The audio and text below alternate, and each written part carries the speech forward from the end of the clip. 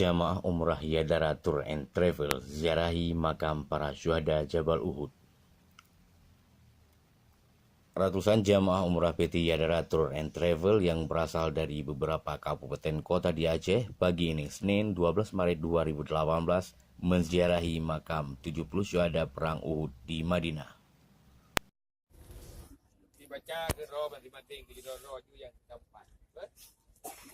Direktur Utama PT Yadara Tour and Travel Tunku Zikri Muhammad Afan yang sapaan akrabnya Tunku Tiro itu mengatakan umroh kali ini para jamaah dipimpin langsung oleh Rois Am Dayah Babu Salam Al-Aziziyah Jenib Tunku Haji Muhammad Yusuf Awahab yang lebih dikenal dengan sebutan Tusuk Jenib itu.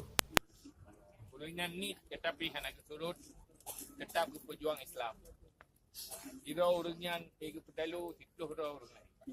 Nama Jabal Uhud atau Bukit Uhud selalu dikenang oleh umat Islam karena di lembah gunung ini pernah terjadi peperangan besar antara pejuang Islam dan kaum kafir Quraisy pada tanggal 15 Syawal tahun ketiga Hijriah atau bertepatan dengan bulan Maret 625 Masehi. Perang ini menyebabkan 70 pejuang mati syahid.